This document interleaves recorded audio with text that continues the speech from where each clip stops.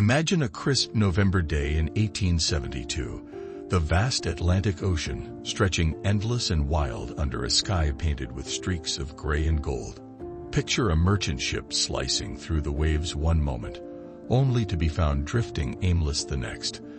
A ghost vessel with no crew, no signs of a fight. This is the story of the Mary Celeste, a 282-ton brigantine that sailed out of New York Harbor bound for Italy with 10 souls aboard.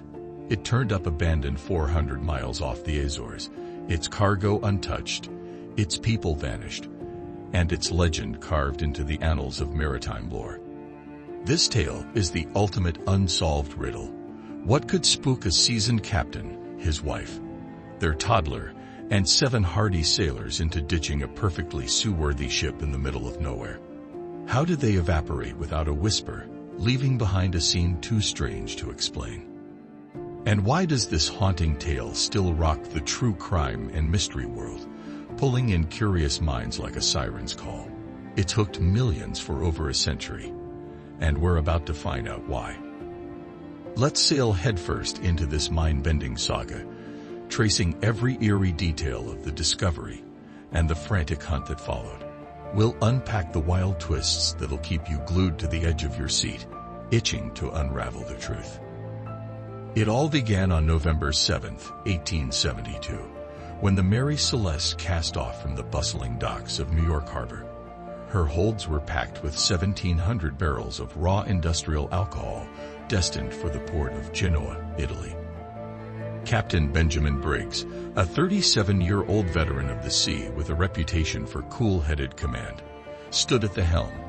His wife Sarah, 31, a sharp-witted woman with a love for music, joined him on this voyage.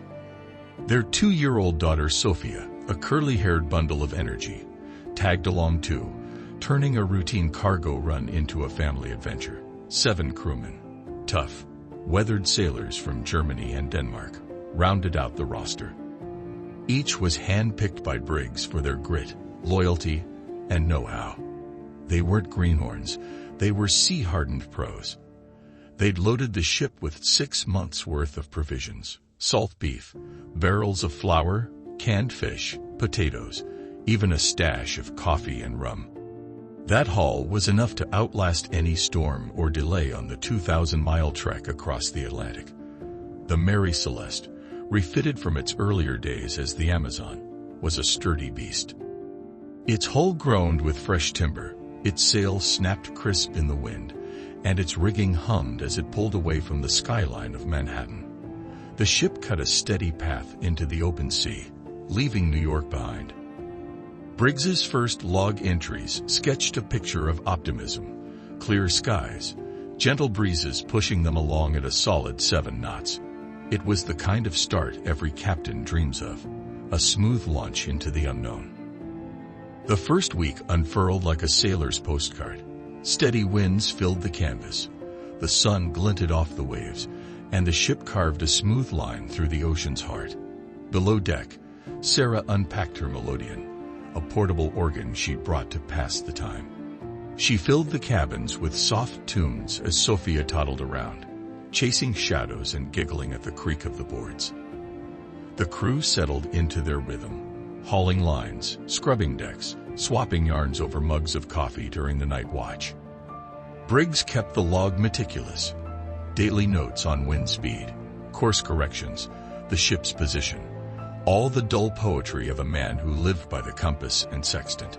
By November 25th, 18 days out, they'd hit latitude 38 north, longitude 17 west. That put them 200 miles shy of the Azores, a cluster of Portuguese islands smack in the Atlantic's gut. The log marked it as routine. 7 knots, fair weather, a faint swell rocking the hull. It was the kind of day you'd write home about, nothing to hint at the madness lurking just over the horizon. No storms loomed, no squalls darkened the charts. Briggs scribbled calm, the crew slept easy. The Mary Celeste sailed on, a speck of order in the wild blue, oblivious to the chaos about to unfold. Then came December 4th, 1872, when the world turned upside down.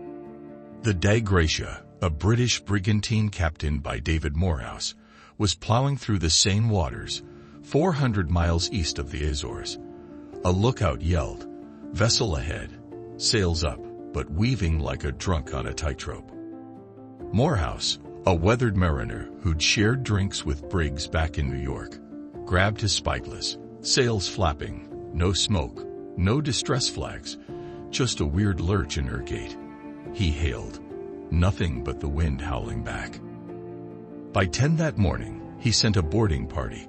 3 men rowed over, their oars slapping the choppy sea, and climbed aboard. Their boots thumped the Mary Celeste's deck, and what they saw, or didn't, hit like a rogue wave to the chest. The ship bobbed fine. No leaks splitting her seams, no storm scars tearing her hull, no cannon holes from pirates, just abandoned like a town emptied overnight. No Briggs barking orders from the helm, no Sarah humming her tunes, no Sophia's laughter echoing below. The wheel spun loose, creaking in the breeze. The compass lay smashed in its box. One lifeboat, 10 feet of sturdy oak, was gone, its davit swinging empty. The captain's cabin froze in time. Sarah's sewing kit sat open, needle mid-thread, her melodeon perched silent. A sword under Briggs's bunk glinted with no blood, no rust, no story, just a prop in a play with no actors. The crew's quarters told the same tale. Soggy clothes hung on pegs, pipes still packed with tobacco, razors resting by basins. It looked like they'd shaved that dawn, stepped out for a breath, and never came back. The galley brimmed, 6 months of food stacked neat, water barrels sloshing full, a pot of stew cold on the stove. The hold held the prize, 1,700 barrels of alcohol, untouched save 9 leaking a funky red goo, fumes wafting faint but not enough to choke. The log stopped November 25th, 8 days back. Position logged, weather fair, no whisper of trouble. No frantic scratches of distress marred the pages, no SOS carved into the wood, just a ship ditched mid-ocean, begging for answers that wouldn't come easy. Morehouse's crew stood slack-jawed.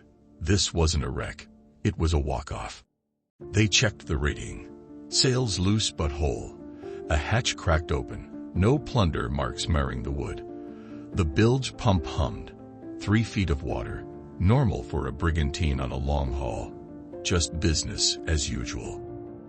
The chronometer was busted, its gears silent, the sextant and navigation papers missing, but no chaos screamed mutiny or raid.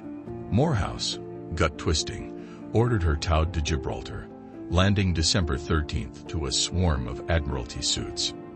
Dockside gawkers and reporters itched for a scoop as the ship tied up, her sails drooping like a tired ghost. The salvage hearing turned into a 3-ring circus. Experts poked every plank, sniffed every barrel, ran fingers over every seam. They found no sabotage, no fire scars, no bullet holes, just a ship left like a kid's toy forgotten on the shore. The lifeboat's absence gnawed. Did they bolt in a panic? No distress flares littered the deck. No torn sails flapped in defeat. No blood stained the boards. Just a ghost ship with a pulse, mocking every rule of the sea. What spooked them into jumping ship? Briggs was no greenhorn, 15 years at sea, a steady hand who'd faced gales and pirates without blinking. His wife and kid aboard should have anchored his calm, not sparked a rash leap. The crew, Germans, Danes, were salt-crusted pros. No mutiny in their bones, no beef with the boss etched in their stares. The log's last entry, November 25th, 200 miles from the Azores, showed 7 knots, clear skies, a faint swell.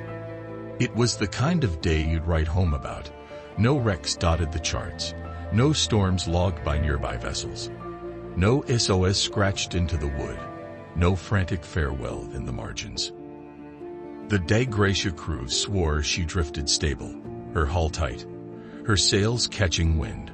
Why ditch a ship that's golden, that's home, that's got your family aboard? Theories fired off like cannon shots. Pirates hid, But why leave 1,700 barrels of booze worth a fortune? A storm spooked them, yet the deck stood firm.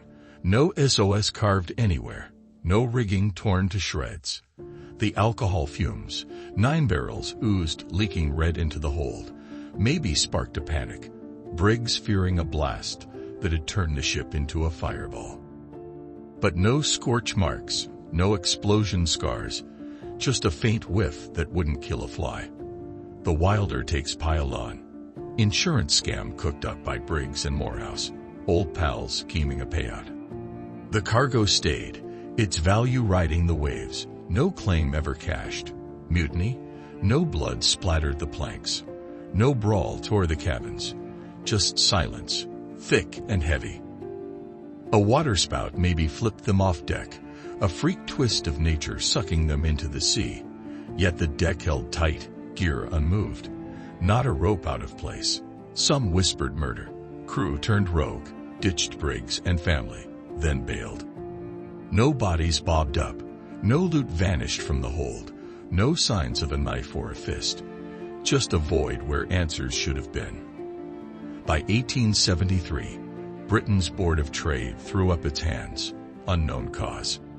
It was a cop-out that lit a match under sailors, scribes, and armchair detectives across the globe. Letters flooded ports, buzzing with tales. Sightings of a lifeboat off Spain with bearded men. A kid like Sophia giggling in France. A woman like Sarah weeping in Portugal. All fizzled into rumors. No proof surfaced, just whispers carried on the wind, teasing a truth too slippery to grab. The hunt stretched decades. Salvers split $11,000 for their haul, pocketing the reward while the Mary Celeste sailed on under new hands. Her name whispered is cursed, her fate sealed when she wrecked in 1885 off Haiti in a shady insurance flop that stank of desperation. Cops chased every lead. Briggs's kin swore he'd never abandon ship, not with Sarah's melodeon aboard. Sophia's toys stayed below, 6 months of food, and a steady deck under his boots. No way he'd jump, they said. Crew families mourned ghosts with no graves, their pipes and razors locked in evidence. It was a snapshot of a morning that never finished, a life paused mid-breath. In 1924, a conman spun a yarn. He'd killed them all, dumped the boat, rowed away laughing. It was bunk, busted fast as a cheap lie. But the story wouldn't die. By 2000, books, documentaries, and Reddit threads kept the fire roaring. Millions hooked on this ship's silent scream. Its deck became a stage for a play with no ending. Its log a cliffhanger cut off mid-sentence. No DNA lingered to test. No logs surfaced past 25th. Just a drifting relic, and 10 lost souls turned a brigantine into a legend whispered in every port from Boston to Bombay. Over 150 years later, the Mary Celeste sails on in our heads, left New York November 7, 1872. With 10 aboard, found empty December 4th. It's a mystery too raw, too real, too damn strange to sink into the depths of forgotten tales. The lifeboat, missing like a thief in the night, the log frozen at November 25th, the untouched cargo stacked neat in the hold. It's a riddle too slick to crack, too big to ignore, too wild to let slip away. Was it a storm that never hit? Were there fumes that didn't burn, or foul play too clever for the sea to spill? Every clue hooks you like a fish on a line. Every twist begs a million views. The truth might just be lurking out there, waiting to surface from the waves, teasing us with a secret too deep to fathom. Join Mystery Pulse, and now the legend lives on, pulling us into its depths. Want more wild tales? Vanishings, secrets, and truths that crash like a tidal wave, leaving you gasping for more, are waiting for you. Join Mystery Pulse for the next insane drop.